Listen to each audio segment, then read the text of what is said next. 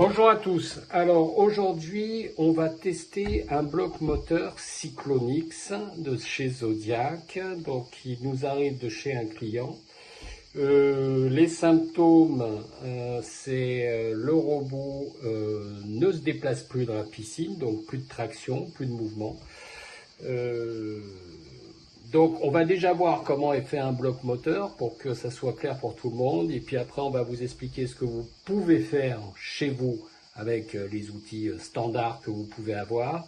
Et puis dans une deuxième partie, on vous montrera ce que nous on fait avec les outils professionnels, donc la Diagbox, à quoi ça correspond et qu'est-ce qu'on arrive à déterminer et voir finalement sur les blocs pour arriver à les réparer.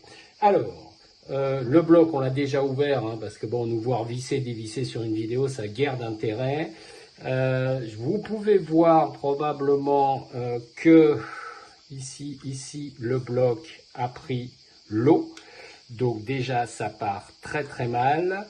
On retourne le bloc et on voit ce qui se passe. Alors, bon, ben, là, vous avez le moteur traction. Vu l'état où il est, c'est peut-être un peu normal que le robot se déplace plus. Ici, vous avez le moteur pompe. Ici, la carte embarquée. Alors, on va continuer à démonter. Une vis ici, hein, vraiment rien de bien compliqué dans le bloc. La carte. Hop là. La carte. Donc, je vais vous la débrancher, vous montrer. Donc là voilà, vous avez là branchement TR2 pour traction, TR pour traction, PM, branchement PMP pour pompe.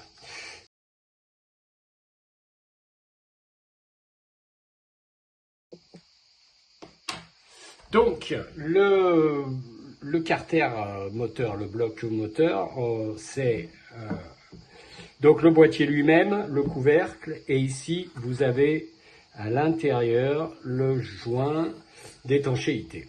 Bien, donc on se retrouve avec un bloc qui a pris l'eau. Alors un bloc plastique qui a pris l'eau, c'est fini, il faut le changer. Il ne faut jamais remonter sur un bloc qui a pris l'eau, des éléments. L'eau est rentrée une fois, elle re-rentrera, il n'y a rien à y faire. Donc il faut changer, ça change. Donc on se retrouve quand même avec un moteur de traction tri. Très honnêtement, on l'a pas encore testé, mais rien qu'en visuel, c'est pas terrible. Une carte qui visuellement a l'air correcte, en tous les cas en visuel, évidemment, on n'est pas dans l'électronique. Et un moteur pompe, alors il n'est pas démonté, mais on le voit pas bien, mais bon, a priori il n'est pas rouillé, etc. Alors ce que vous pouvez faire pour tester déjà la carte électronique en elle-même, vous ne pouvez pas la tester. Vous n'avez pas les outils pour le faire. Par contre, vous pouvez déjà tester vos deux moteurs pour voir au son ce que ça donne et puis voir s'il tourne, s'il ne tourne pas, qu'est-ce que... Bon, voilà. Alors, on va commencer par le moteur pompe, c'est-à-dire celui-là, celui qui a l'hélice. Bon, pour ça, alors évidemment, j'en ai plein les mains. Pour ça, ce que vous faites, vous pouvez le tester de façon assez simple. Vous prenez une batterie 12 volts, 24 si vous avez, c'est mieux évidemment, mais 12 volts ça marche aussi. Vous prenez deux câbles, prenez une batterie, hop, et puis on va voir ce que ça donne. Là, vous entendez le bruit, vous devriez le voir. Voilà, là, ça tourne. Donc, le moteur pompe est bon. En tous les cas, il démarre. Bon, c'est pas tout à fait vrai, mais au moins, ça vous donne une première indication. Bien, maintenant, on va tenter le moteur de traction. Bon, alors, il est là. Pareil, hein. Deux fils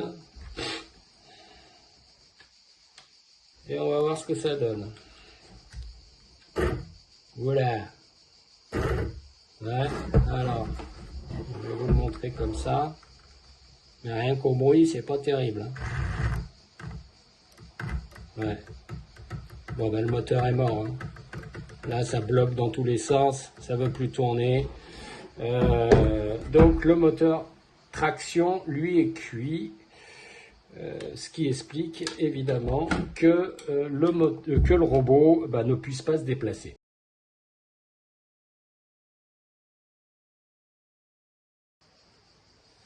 Donc là, on nous montre comment nous, on teste les blocs moteurs, donc avec du matos évidemment professionnel. Donc là, vous avez la Diagbox. La Diagbox, c'est la valise, comme sur les voitures, qui est branchée directement sur le bloc moteur et qui est couplée à un PC.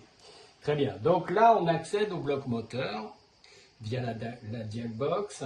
On a un temps de fonctionnement du bloc moteur de 547 heures, c'est-à-dire qu'il a tourné 547 heures. Tout est enregistré par les processeurs de la carte électronique. Ensuite, on a ce qui est extrêmement intéressant ici, tous les codes erreurs qui ont été enregistrés par la carte du robot, du bloc moteur. Donc démarrage hors d'eau avec l'heure où c'est arrivé, surcharge traction, court-circuit traction, ce qui confirme de toute façon ce qu'on voyait tout à l'heure. Donc nous, quand on analyse les blocs moteurs qu'on reçoit, on visualise depuis combien de temps le bloc a tourné. Quand les blocs ont commencé à tourner 1400, 1600 heures, ils sont en fin de vie, pour pas se faire trop d'illusions. Mais là, ça nous donne déjà, de toute façon, les indications que le problème, chaque fois, il est sur le moteur de traction. Donc, comportement, guerre d'intérêt, surveillance. Là, maintenant, on va forcer le fonctionnement des moteurs et on va voir leur consommation en ampères, aussi bien pour le moteur pompe que pour le moteur de traction, et voir si c'est cohérent. En tous les cas, si ça se met dans le rouge tout de suite à l'écran, c'est foutu. Si ça démarre pas, on va le voir, etc., etc. Et donc, nous, on connaît les valeurs, donc on a l'habitude et on sait très bien à combien ça doit tourner. Donc, P pour pompe, vous l'auriez deviné. Donc, on lance et on va voir ce que ça donne.